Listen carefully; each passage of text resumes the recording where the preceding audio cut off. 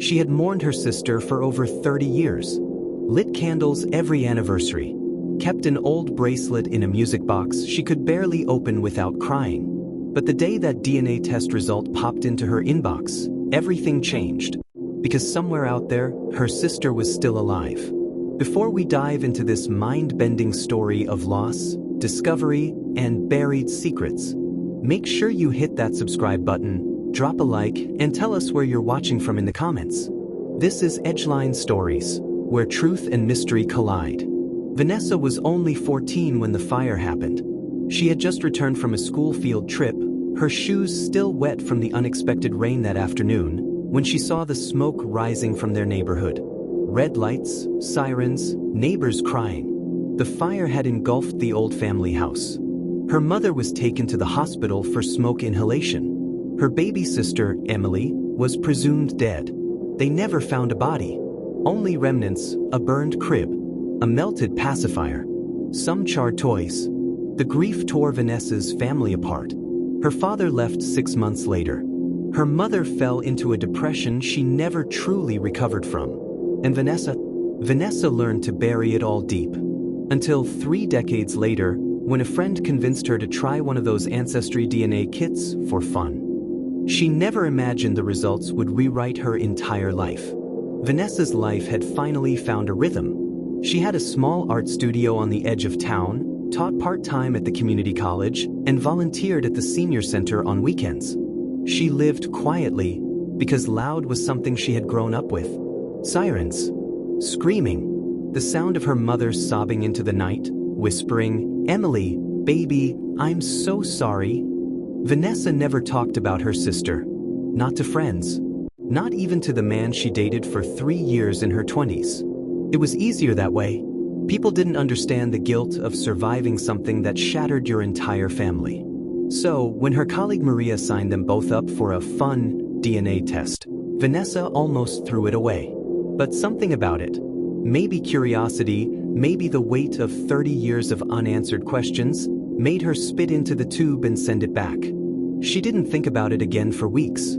Until one Sunday afternoon, the results dropped into her inbox. She expected basic ancestry data, German, maybe English, a surprise Italian sliver. Instead, under close family matches, there was a name she didn't recognize. Emily Moore. Predicted relationship, sister.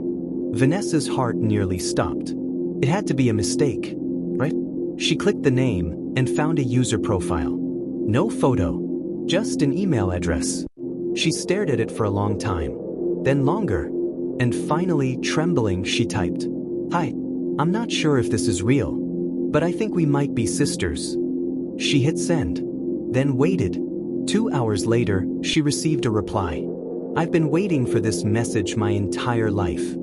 They agreed to meet. Public place. Neutral ground. A quiet cafe off the interstate. Vanessa arrived early. Every second dragged like an hour. She kept telling herself it could still be a scam, someone messing with her.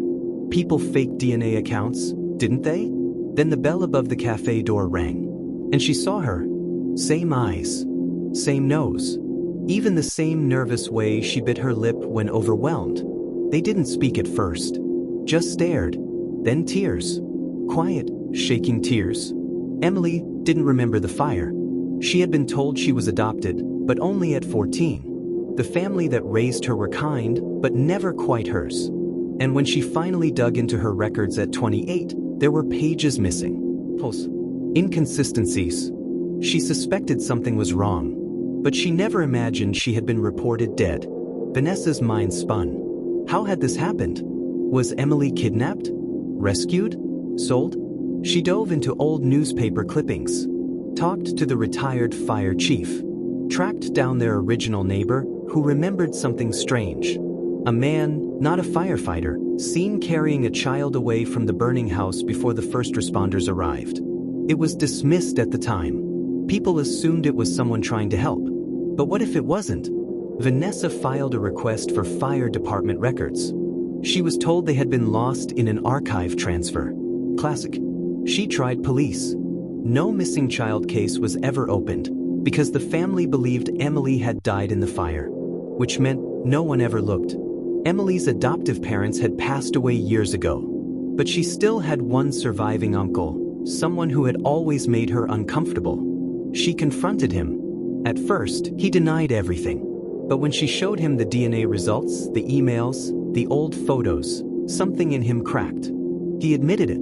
Emily had been rescued from the house that night by her mother's estranged cousin, a man no one in Vanessa's family had spoken to in years. He had a criminal record, but had apparently convinced authorities he was a guardian. The paperwork was forged. No adoption agency was involved. He had disappeared with Emily and changed her name. Vanessa felt sick, and yet, relief. Her sister hadn't died. She had lived, and now she was here. But one question still haunted them both. Why didn't he ever come forward? Unanswered questions and one final clue. Emily had one box of belongings from her childhood that had never made sense to her, found in her father's attic after he died. And it was a locket. Inside, a baby photo. On the back, "To Emily, you are loved, Mom." Vanessa knew the handwriting. Knew it like the lines on her palm. It was their mother's. Everything clicked. 3 weeks later, just before Emily and Vanessa were set to go public with their story, Vanessa received a call from an unknown number. The voice was low, distorted, and yet familiar. "Stop digging into the fire. You have no idea who you're really dealing with." Then the line went dead, and suddenly, the mystery wasn't just about a sister who vanished. It was about a much larger secret that someone had worked very hard to bury for decades. Was Emily the only one? Or part of something much bigger? What would you have done if you were Vanessa? Let us know in the comments. And if you thought this story was unbelievable, wait until you hear about the woman who received a call from daycare about a son she never had. That story is coming next. So hit subscribe, like, and turn on notifications. This is EdgeLine Stories, where real life writes the most unforgettable scripts.